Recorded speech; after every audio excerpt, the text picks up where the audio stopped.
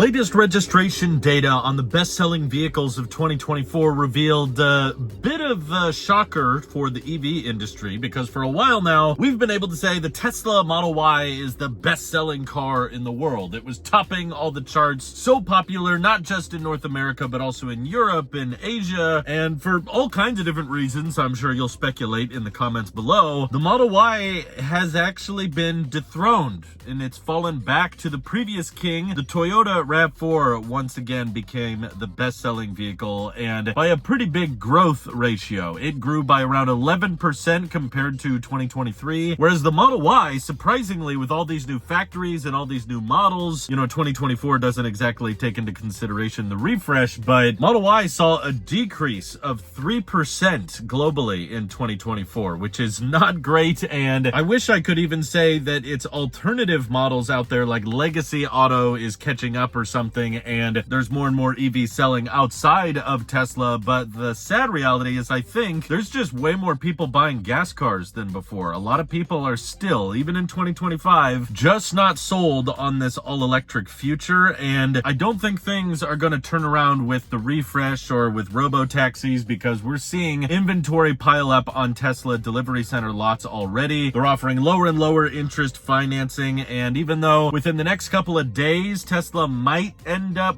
dropping more affordable models that knock off a couple grand, looks like there's been more legislation pushed to actually cancel the EV tax credits sooner than the end of the year, and now it's looking like the tax credits for both used and new EVs might end by the end of September, just a couple of months away. So all of these cost-cutting measures Tesla might come up with, textile seats or less ambient lighting or something, all of that might be completely negated by the fact that those tax credits are going away. So even if Tesla drops a $7,500 cheaper version of the Model Y or Model 3 in the next couple weeks, they'll still be about the exact same price of today's Model Ys and 3s at the end of the year, and they're not even selling that well with today's features and prices. So the EV industry is kind of at risk in several ways, at least in North America. I know in China it's a completely different story, but Tesla, which has been the undeniable leader in EV adoption over the past few decades within the United States, is kind of all hands-on when it comes to the robotaxi launch, and that's great. I wish them all the best, and I think Elon and the rest of the company, at least in the executive departments, really want the brand to become all about autonomy and AI and robotics, and I wish them all the best on that venture. But I don't know, watching all of these different YouTubers do robotaxi videos is just reminding me that this is not a field, even when it works safely and reliably, that's that exciting. And I don't know, just watching videos over and over again of a Model Y driving around with no one in the driver's seat. Maybe it's just me, maybe it's because it's been overhyped or over-marketed for so long, but I don't find it particularly exciting. And I have a feeling that because of the geofences and because a lot of people buy cars for more than just transportation, for us, we've been car camping for the past couple of weeks and exploring exciting new places and going out on more adventures, and I think that's probably why some of the best-selling vehicles in the world are crossovers and not economical, efficient sedans. It's not just about what is the cheapest overall vehicle, which one has the best gas mileage, and which one gets me from point A to point B the most cost-effective way possible. That's not really why people buy cars, and they're actually a very emotional purchase for many people out there. And maybe I feel like Tesla's focus on robotaxis, while noble, and I still think it's a good industry that we need to have more of in the future, I don't think it's going to replace the desire and the need of car ownership, at least in the US. I think people like to own cars. They want to have their kids' car seats in the back. They don't want to have to unload them and load them every time. They don't want to have to wait 12 or 15 minutes for the robotaxi to show up, and they want to be able to throw their cooler in the front or throw their snacks in the car, keep their sunglasses or wipes or snacks in their own personal owned vehicle,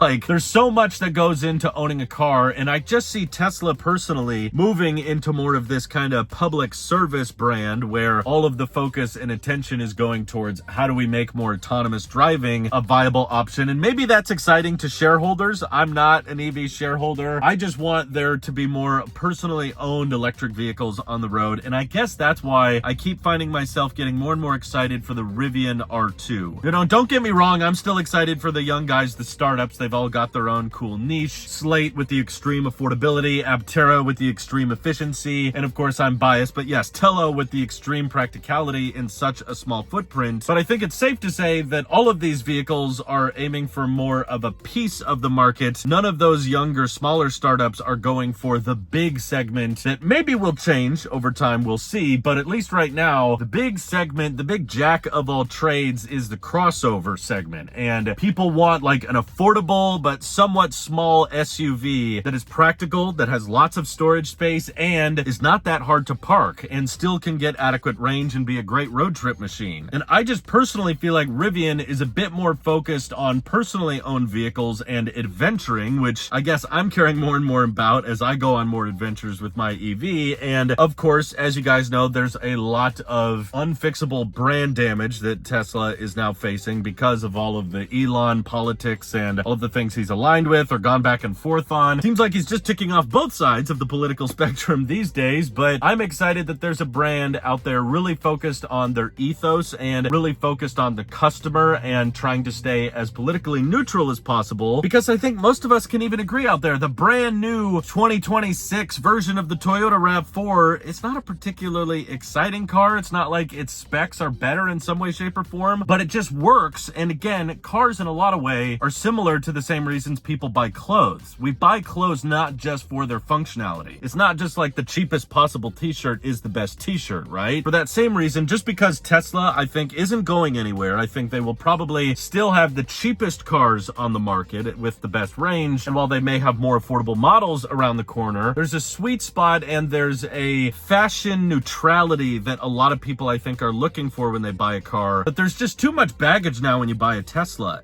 And I think Rivian might be going that more Toyota way where they prioritize, you know, having a great experience with the vehicle overall, making the software and making the company and its ethos fun and interesting and exciting. And I mean, the vibes just could not be different when you walk into a Tesla center versus a Rivian center. One is all about like, let's go camping, let's have fun, versus one is, we're in the future, like this is the apocalypse, let's get ready for the robots to take over. And both have their markets, both have people that get excited. And honestly, from a financial perspective, yeah, the Tesla shareholders have a lot more evidence for their company being substantially more profitable. But from a customer standpoint, I don't think customers care exactly how profitable the business they buy from is. Obviously, they want them to be somewhat profitable so they can stick around and get service and all that, but they want to mainly focus on getting a good product and a good deal. And that's why I think the Rivian R2 actually has a decent chance of pushing EV adoption in the right direction, staying politically neutral, which is great, and also being fashionable with their exteriors. Their interiors are gorgeous. And that's actually, through interviews, we've discovered one of the main reasons a lot of people buy Rivians, not necessarily for the great off-roading capability, but simply they like the look. And honestly, I don't blame them. They are great looking vehicles. And the biggest problem Rivian's facing right now is about to be addressed with the R2. They're just too dang expensive, but people love these vehicles. They want to be a part of the brand. That's why so many will buy Rivian t-shirts and hats and not even own the vehicle, because they like what the brand stands for. They love the way they design their software, their mobile app. Their interiors are gorgeous, and the R2 is looking to be at least a little bit more cost parity with the best-selling vehicles in the world, like the RAV4 and like the Model Y. And I actually think with the right scaling up, Rivian has a chance with the R2. Probably not right away. It's going to take many years for it to ramp up, but they have a chance of the R2 becoming in the top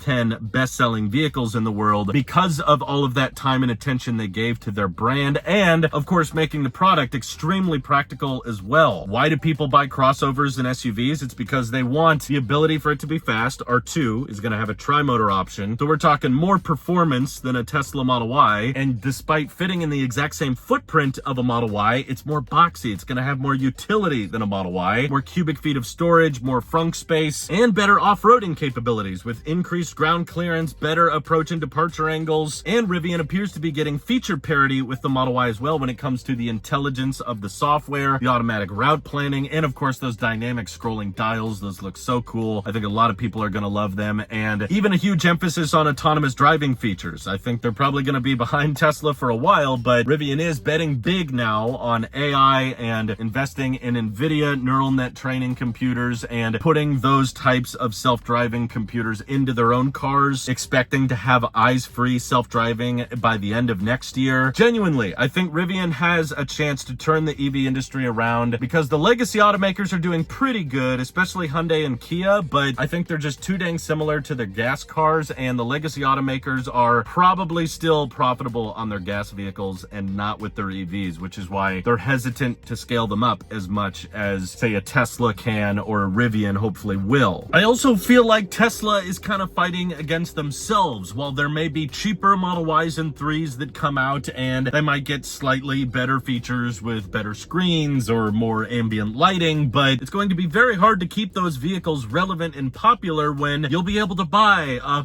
4 or 5 year old Model 3 or Model Y for half the price. Even though the car I'm sitting in right now is 3 years old, it's still a great Tesla. It still has the supercharger access. It still has the great infotainment and efficiency. So if all you're looking to fight for in the future is just affordability, then the used market starts to really come back and haunt you. And the Rivian doesn't really have that following around them yet because they are the new kid on the block. R2 is a brand new model. There's so many differences between it and the R1. In some ways, it's even better than the R1. And I think there's probably going to be a bit of a race to see who can get them the fastest and to finally have a Model Y alternative that's actually decent with the charging network, with the software, with the autonomy, and with the utility and practicality from a new brand with a really great marketing team and really great brand power, which is what Toyota has over Tesla at this point. You know, if we just looked at the specs on paper, sure, Tesla's probably in the lead, but there's so much more to a vehicle purchase than just the specs and just the numbers on paper. And I think that's what Rivian is going to discover, and that's what they're really paving way for with the R2. It's not going to launch super cheap. I expect it to be kind of pricey with the launch edition at first, but as it grows, as it becomes more popular, I think it's probably going to become one of the best-selling EVs in the world. It's going to take Rivian to be a global brand, and I think it might get people excited to buy EVs again, especially if they don't have the political baggage that a Tesla has. But I could be way off in my projections. How do you guys feel about the Rivian R2 versus where Tesla's going as more of a robo-taxi company? Do you think personally owned vehicles are going to be obsolete with self-driving cars, or do you still think there's going to be a need for adequate, fun, practical vehicles that people park in their garages? All that good stuff. Let me know your thoughts down in the comments below. And thank you to everybody supporting this channel directly. Seriously, helps us out a ton, as does just watching these videos. So thanks again. Have an excellent rest of your day.